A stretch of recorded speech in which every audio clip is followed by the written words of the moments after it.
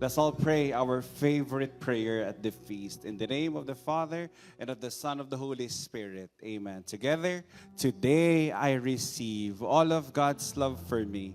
Today I open myself to the unbounded, limitless, overflowing abundance of God's universe. Today I open myself to God's blessings, healing, and miracles. Today I open myself to God's word so that I become more like Jesus every day. Today I proclaim that I am God's beloved.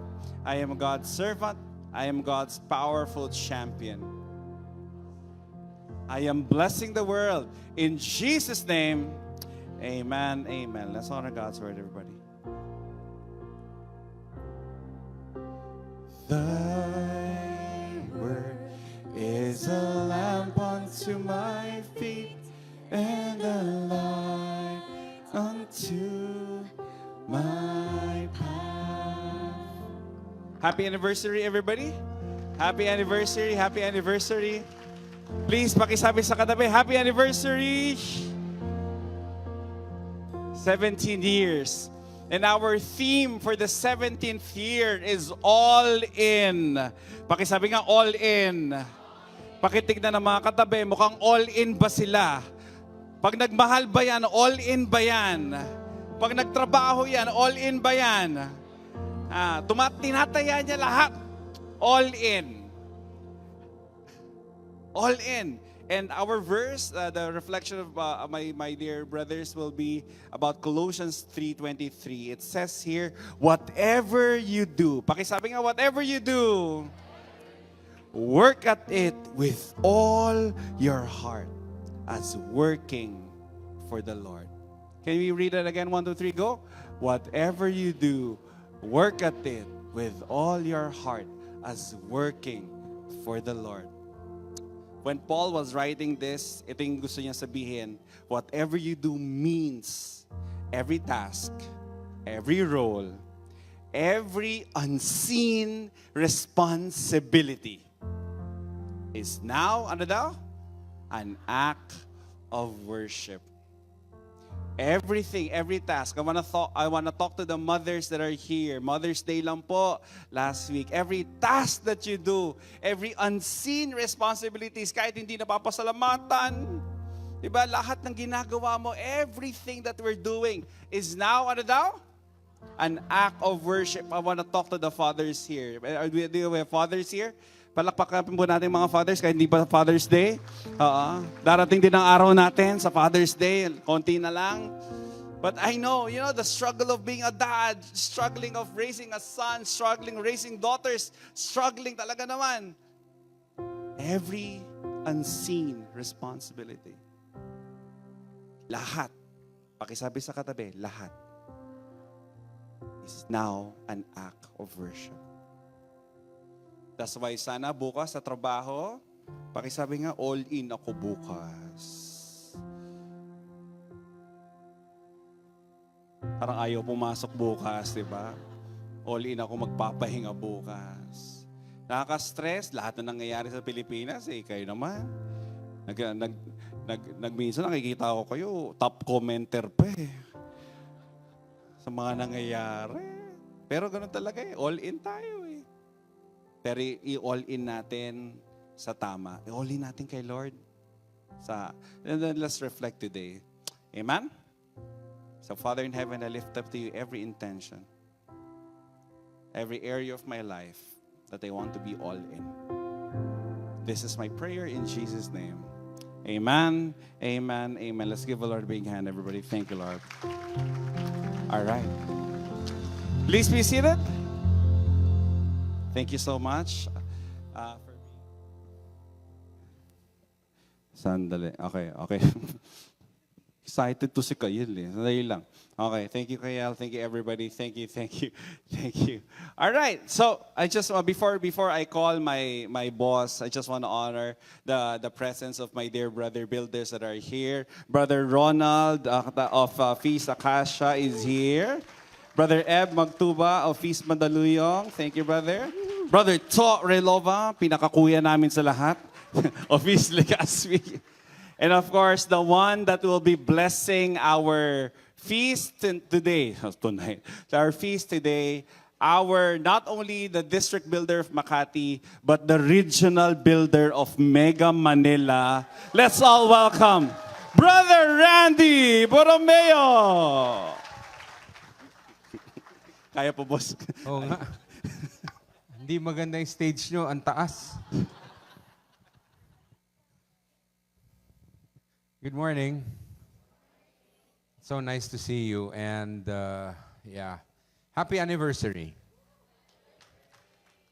17 years ago today, we started the first prayer meeting, the first feast in AIM. And that was 17 years ago. We did not know if we will last. We did not know if we will have enough funds.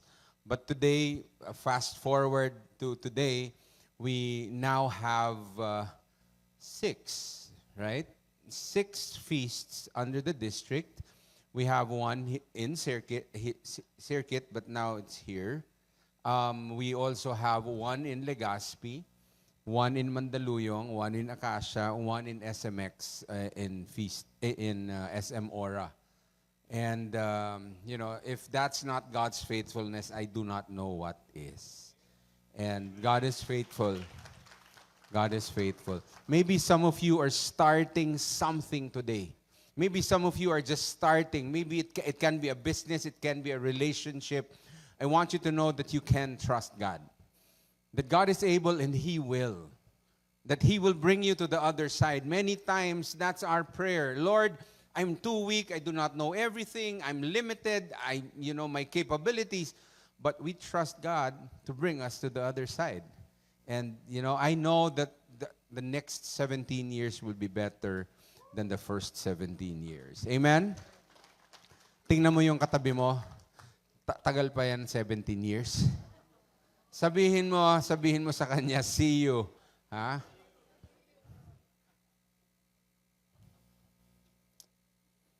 All in. I want to share a story. One day, there were 2 animals walking together. Isang manok, tsaka isang baboy. Okay, naglalakad sila sa Ayala, nagpapasyal sila. Pagkatapos, nakita ni manok, ni chicken, nakalagay, bacon and eggs. Yung parang, restaurant, nagsiserve ng bacon and eggs. So sabi ni chicken dun sa baboy, bacon and eggs. Tayo yan oh. Bacon? Tinuro niya yung baboy. Turo mo yung bacon sa wag na. Tinuro niya yung bacon, sabi niya, tayo yan, bacon, eggs. And then sabi nung baboy, excuse me. Sabi niya, it's easy for you to say. Ikaw, eggs, you just give a part of you. Me, I give all of me. Brothers and sisters, I want you to know that God doesn't want a part of you. God wants all of you. Amen?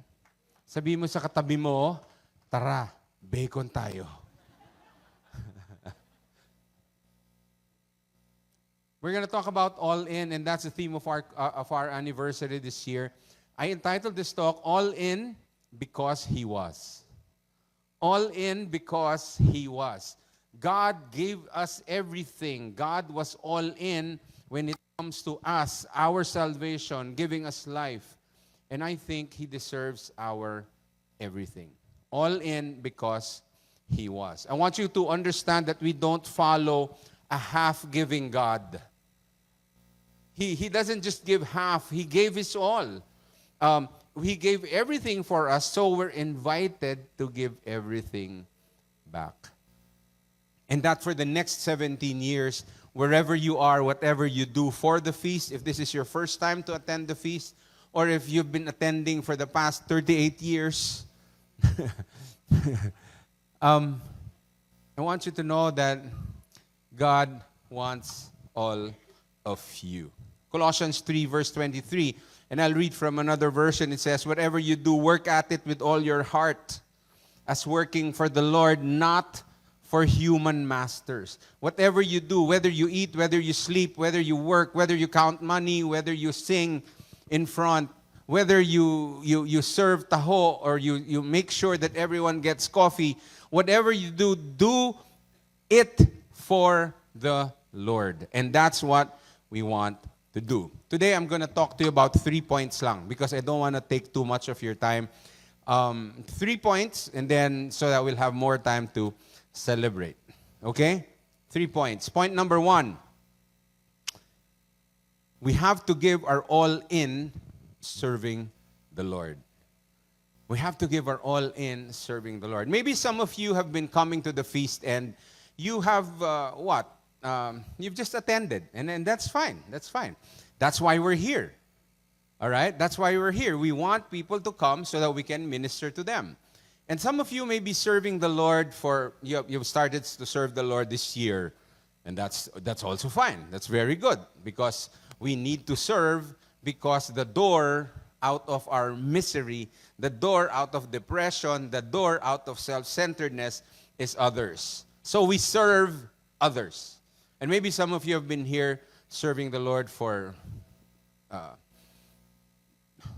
39 years. And I want to honor I want to honor some. I just want to mention them. Na brother Boy, ganong katagal na kayo nagsiserve? It's Sister Nenet's birthday. Palakpakan natin, Sister Nenet. Baka, so that you'll know her, siya yung, hello, Karils. Yan. So, how many years have you been serving? Established 1990. Ilang taon na? 36. Sister Eva, how long have you been serving with Brother Al? 1986. Grabe. Teenager na si To noon, no? I mean, whatever you're doing, and these people have been serving the Lord because they've given their all. And I'm telling you, I've served with them for the past 17 years, and what I know is that they continue to give their all. In fact, you couldn't stop them. Sister Eva helps us in managing the funds of the feast, and she's 60 years old, and we want her to we want her to relax. And you know what? She insists. She insists, and that's giving all. She could say no, but she continues to say yes. Service is not a duty, guys.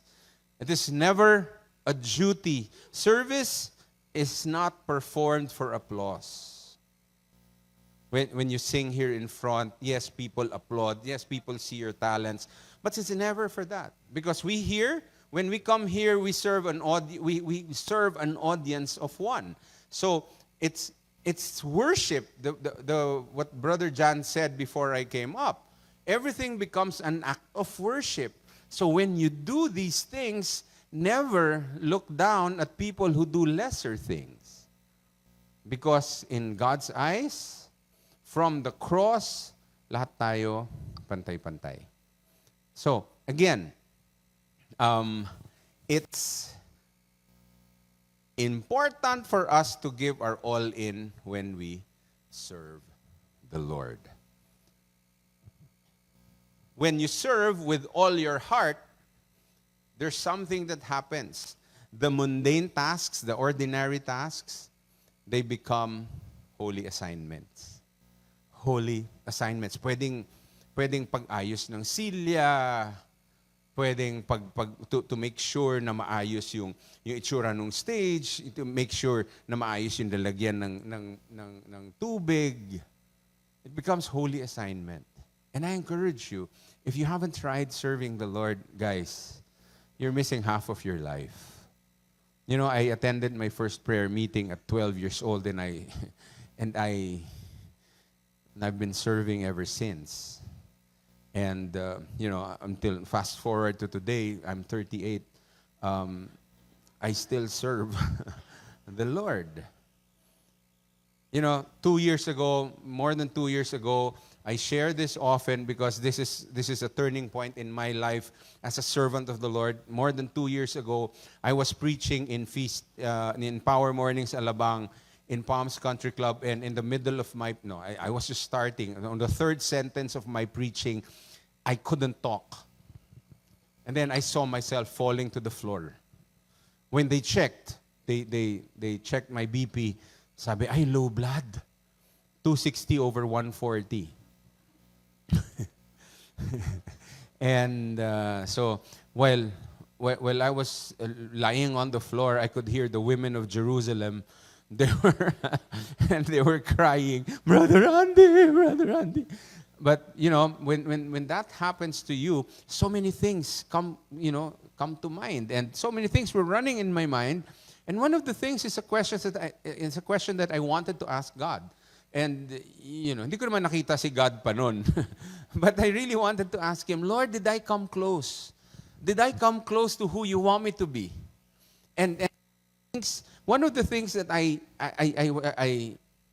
also was thinking about is that, if given a chance, I will just ask God. And I saw myself serving the Lord, and there's one thing I realized, and this changed my life. I realized that even if I started serving the Lord at age 12, and even if I gave my life to God, I realized that I have not given my all. And I uttered a prayer and I said, Lord, if you'll give me one more chance, I will be all in. I will give you my best and I will serve you in the best way possible. And then I heard this guy say, Brother Randy, can you press my hand? And I did. And I opened my eyes, and then I said, pinasaya ko lang kayo. Lord, if you give me one more chance, I will serve you with everything I've got. Brothers, friends, I don't want you to wait for that time when you're lying on your back to say, Lord, I'll serve you. By that time, parang medyo di ba? Medyo baka huli na. So, I invite you. So, 17 years and counting. Starting this day, can we just tell the Lord, Lord, I want to serve you and I want to give you my all. I'm not talking about you coming up here and preaching, but in whatever you do. If you're a mom, take care of your kids and do it as an act of worship. If you're an accountant, ayusin ninyo yung tama, and you just report and then you comply with BIR, etc., and do it as an act of worship. If you're a politician, no, let's not go there.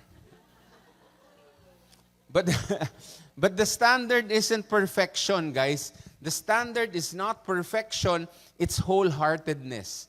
And that's what giving all in means. It means that you're giving all of you, your whole heart. It's not half-hearted, it's wholehearted. Kahit na nga anong gawin mo, if you give it, and if you're wholehearted about it, it will become an act of worship. Service done with a divided heart is charity. Service done with a divided heart is charity. Ay, ang bait mo naman. But service done with an all-in heart becomes a sacrifice that changes eternity. It changes eternity. Are you with me? Point number 2. We have to be all in when we serve. And because we're family, I miss the Feast Makati circuit. I used to preach there, and and every Sunday I would go there for the past 13 years ba? And sabi ko nga kanina, every Sunday parang ayokong gumising, nakahiga lang ako. Parang sabi ko, miss na miss ko sila. Because we're family here, guys, because we're family, it's not just important for us to serve all in, but I think it's important for us to honor one another. So point number 2 is we have to be all in honoring one another. In a world where there's so much dishonor, in a world where there's so much lying, guys, I haven't seen that much lying cramped into 3 days. My goodness. You know, I'm just amused. I really do not know who to believe anymore. But what I know is that as church, we need to honor one another. We need to say, hey, look, we may have different thoughts, we may have differences, but you know what? Because you're made in the image and likeness of God, I think you deserve to be honored. Whatever is, whatever inclination you have, whatever colors you're wearing, let's begin to honor one another. Philippians chapter 2, verse 3 to 4 states that very clearly. Do nothing out of selfishness or out of vainglory. Rather, humbly, say humbly, regard others as more important than yourselves.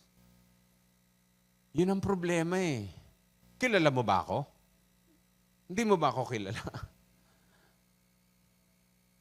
May alam ako, sabi niya, hindi mo ba ako kilala? Sabi ng kausap niya, hindi po. Yun ang problema. Sa isang store, someone went in, sabi niya, may tinanong siya, nagalit siya dun sa sales lady. Sabi, hindi mo ba ako kilala? Sabi nung sales lady, sandali lang po. Sir, meron po ditong customer, delikado po yata, hindi niya alam kung sino siya. So let's honor one another. In the small ways. Honor isn't earned by performance, it is extended by choice. When we honor the overlooked, the wounded, the forgotten, we reflect Jesus' upside down kingdom. First, today, I just want to honor, Brother Jan, can you come up here? Sister Angela is doing her job as a mother. Nasa football, she's a football mom. But Jan here, I want to honor Jan as the leader here in Feast Makati Circuit. And thank you for building the feast here in Makati. Thank you for ministering to all these people. And I want to honor him because he could be somewhere else. I mean, he could be in Feast Alabang. But no, mali. He could... No, but I want to honor him. I want to honor Angela. And they've built their lives around the feast already. And I just know that we're going to get somewhere and, we're going to go somewhere far because of what he does. Trying. Can you extend your hands towards Jan? I just want to honor.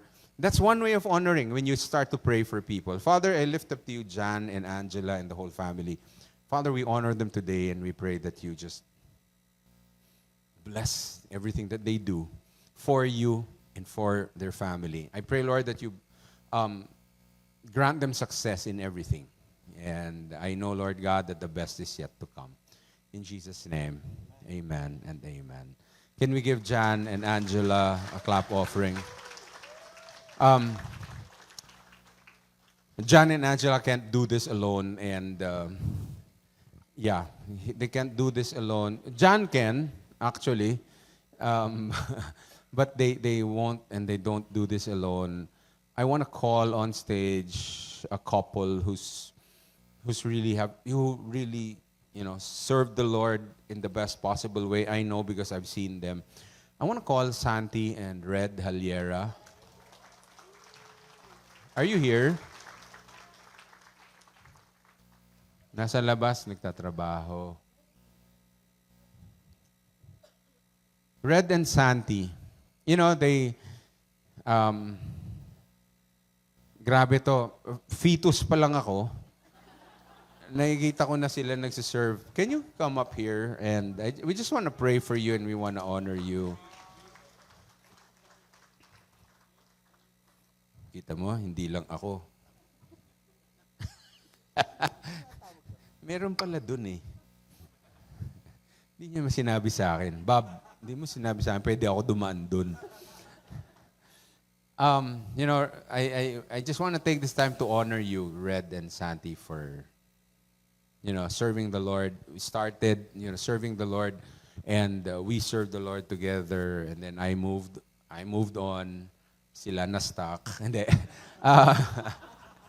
they continue to serve the Lord, and I know that the Lord has so many more things to do for you. We want to honor you today, and we want to pray for you. And we want to say that even if sometimes we don't see what you do, I want you to know that God does. And when He sees, I'm sure you always put a smile on His face. All right, can we extend our hands towards Red and Santi? Father, we lift up to you this couple serving you. Lord, we know that, they could do other things, but they're here serving you. I pray, Lord God, that you honor their decision to serve, and I pray, Lord God, that you multiply their tribe, that more people will love you and serve you the way that they do. And we know, Lord, that serving you and the feasts, or at least the feast in the circuit, will always be in good hands because they are at the helm of putting things together, and they've offered their services. In Jesus' mighty name, amen and amen. Palakpakan natin. And ito John, can you treat them? Hindi. Sasama kayo ni Angela. Okay? Treat them to a restaurant, whatever restaurant they want. Okay? Pwedeng Chowking, pwedeng Jollibee. And treat them and charge it to me. Okay? Because, Sister Eva, hindi po sa district ko kunin. nakita ko charge it to me. No, charge it to me because that's our way of thanking you. The LOJ, the Light of Jesus family, thanking you for what you do. So, pakainin mo sila. I mean, kahit sana, Fogo de Chao, or ano, ayokong, sito, pag napag-usapan ganito, dun daw, kahit daw Chowking, pero sa Bohol. Hindi naman. But, thank you very much. Thank you. Can we clap for Red and Santi? Thank you. Thank you. Yan, mas mababa dyan. All right. Thank you, Lord. Thank you, Lord. We cannot do this for everyone every time, but in our own little way, if you see someone wearing red, if you see a servant beside you, a simple thank you, and you whisper a prayer to the Lord, because a lot of them serve you while they're wounded. A lot of them serve you while they're wounded. Some of them don't know what will happen next. They're going through something very challenging, and they come and then they smile at you and say, "Good morning." Di ba? Good morning. Tapos kayo, ang ganda-ganda ng buhay nyo, ang sarap-sarap. Pag good morning ka sa isip mo, "Good morning." Huwag ganon. Huwag ganon. All-in community looks like listening before debating, lifting before correcting, and celebrating before comparing. So that's what we want. Because a church that honors others actually honors Jesus.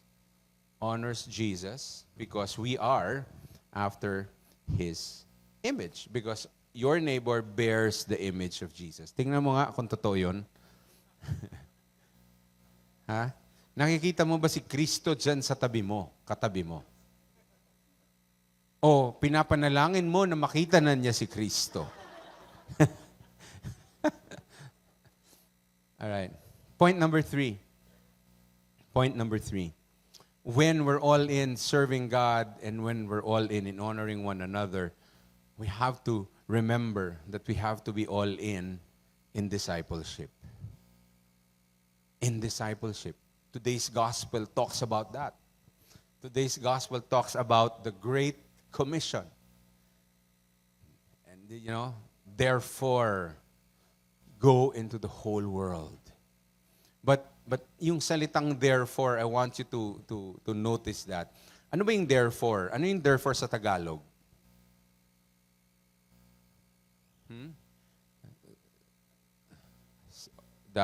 Sa makatuwid, di ba? Sa makatuwid, di ba yung mga lola natin? Di ba yung sa makatuwid, di ba? Pag meron siyang sasabing importante, sa makatuwid. And this was Jesus talking. Ano sabi niya before therefore? Ang sabi niya, all power and all authority has been given to me. All power in heaven and on earth has been given to me. And then ang sabi niya, therefore, go into the whole world. Okay? If I will paraphrase that, everything has been given to me, and I now give it to you. I now give it to you. Therefore, go. Because you know that you have been empowered, you have been given the gifts, and you will be my partners. So we have to be all in discipleship. In 2 Timothy chapter 2, verse 2, it says, and what you heard from me through many witnesses, okay, you heard the word of the Lord from here in the feast. But what you heard here, you entrust to the faithful people who will have the ability to teach others as well. We want to make disciples who make disciples. Right? So we have to be all in. That's our goal. That's our ultimate goal. We do this to minister, to help people, to encourage people, but our goal is to disciple them, make them followers of Jesus, and make them produce followers of Jesus. You don't need to be a rocket scientist to be a discipler. You just need to do what has been done to you. And Scripture tells us that we love because He first loved us. Paano ka ba minahal ng Diyos? Kailangan ganun ka din magmahal. Alam ko, it's easier said than done. But ang tanong, paano ka ba pinatawad ni Lord? Dapat ganun din ang pagpapatawad mo. So, it's not a rocket scientist. You just have to do what has been done to you. So, in fact, you can start telling people about what's happening here in the feast. And when I saw the people here today, I'm normally a optimistic person, pero nung nakita ko, sabi ko, patay. And I wanted to ask John, I'll ask him now, paano yun? Wala nang taong paglalagyan. Diba? Because when we start, and I hope and pray that next year when we celebrate like this again, that we will grow out of this place, we will grow out of the cinema. And imagine, goal lang for the next year. Next year. Try to disciple one person. Isa lang. Promise, isa lang. Kung yung pagkatapos mo ng isa mo, ayoko na. Yung ganun. Gawin mo na this week, tapos ayoko na yan. Isa lang. We won't fit here next year. Dahil dodoble na to. So we need to be all in discipleship. It's not an optional program. A discipleship program, and discipleship is a contagion. Contagion, parang COVID, parang hanta. Alam mo yun, nakakahawa. That's why many of you here were invited and many of you were convinced to come because you've seen the people who invited you. You've seen the smiles on their lips. You've seen the way that they have lived. It's a contagion. And here's the truth, the hard truth, that if you're not making disciples, you're merely entertaining consumers. If this feast will not make disciples, we're just entertaining you. We're just entertaining consumers. So we need to move from being a consumer, say consumer, to becoming a contributor. The feast, especially in circuit, shouldn't be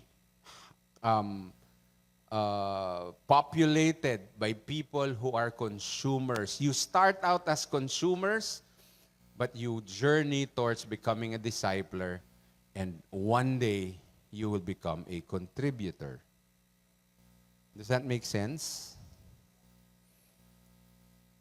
Being all in means that you invest in relationships, teaching, walking with, meaning accompaniment, and releasing others to do the same. And I want to focus on the word accompaniment. Accompaniment. Sasamahan natin ang isa't isa. We will journey with one another. Marami sa atin, kailangan lang talaga ng kasama, di ba? In fact, women, sisters, di ba? Magsi-CR lang, kailangan makakasama pa, di ba? Ay, sis, banyo tayo. Di ba? Kailangan natin may kasama. We need to walk with people. And sometimes you don't need to say anything. You just listen. That's what I love sa LG. If you're not yet part of light groups, please join light groups. In my LG, I come from the light group of Brother Bo Sanchez. Ayoko sana doon dahil pinilit niya lang ako. But you know what? Kapag meron akong problema, pag meron akong struggle, and this happens every single time. I will call Brother Bo and I'll say, "Hi bro, if I say, are you in the country or may I call?" Automatic yun. Pag sinabi ko lang, ngayon, hi bro na lang. Pagkatapos ko mag-hi bro, tumatawag na sa akin yun. Hi bro, are you in the country? Biglang magre-ring. Tapos magkukwento lang ako. Believe me, brothers and sisters, si Brother Bo magaling pong preacher yan. Pero as a light group head, salita ako ng salita,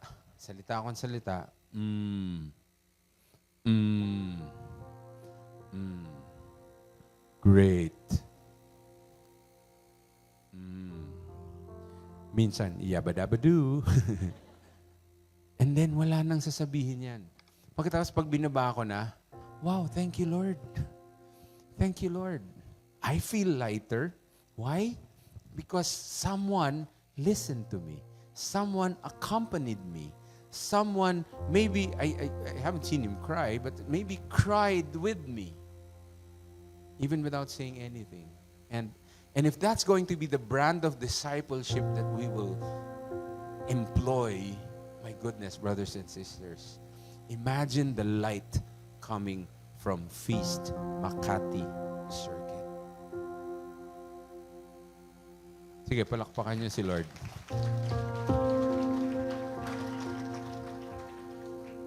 When you invest your time in another soul, you plant forever to eternity. You plant forever into eternity. And the question today, this morning, is why do we go all in? The answer is because He did the same. He did the same. John 3:16. God did not just suggest a prophet. God did not just appoint a leader. God sent His only begotten Son. Sorry, as a father, I only have one son, and I always tell my son, Zeke, you're my favorite son, and he'll say, Dad, I'm your only son.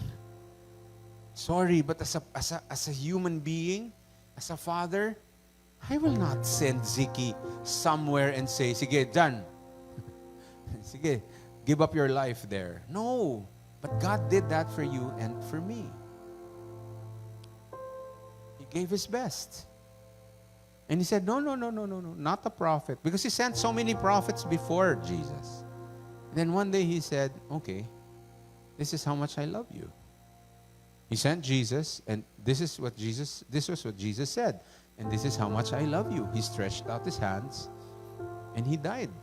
He died for you and for me. Our giving, guys, is a grateful contagion that we got from God. We got from Jesus. Not to earn favor, but to mirror the grace that found us. Can I ask you to stand?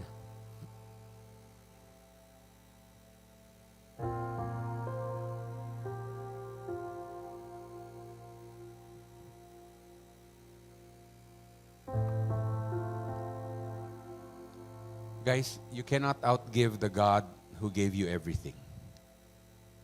You cannot. And I don't think He expects that. But He expects you and me to give our all every time. Let the feast, Makati's 17th year, be remembered not for good intentions, but for lives that went all in, because our God first went all out for you and for me. Can I pray for you? Hala. Parang ayaw nila. Hala, yan na. Papa-all in na tayo, hala. It's a simple prayer. As I said, you don't need those big steps. Just start small. Gumagawa ka ng kape para sa asawa mo. Galingan mo. Sarapan mo yung kape, yung pag-ibig, yung wow, Lord, para sa asawa ko to. Wow, para sa kanya to, Lord. And I do this with so much love. Hindi yung, wala ka, sana pumait to. No, small steps. When you go out, yung hindi mo, yung kanina, nung nalagpasan mong usher, na hindi mo nginitian, pagdaan mo, tingnan mo ng konti sa mata, ngumiti ka. Let's look at each other eye to eye. And let's experience and let's celebrate one another because we're here. Because we celebrate a God who's given us everything. Guys, I think we need to give our all in everything, even in smiling, even in thanking. You know, let's thank those who prepared the taho. Let's thank those who made sure that the coffee table is readily available for everyone. Let's thank the guy who takes photos. Ito naman, di ako kinuha na ng picture eh. Cute.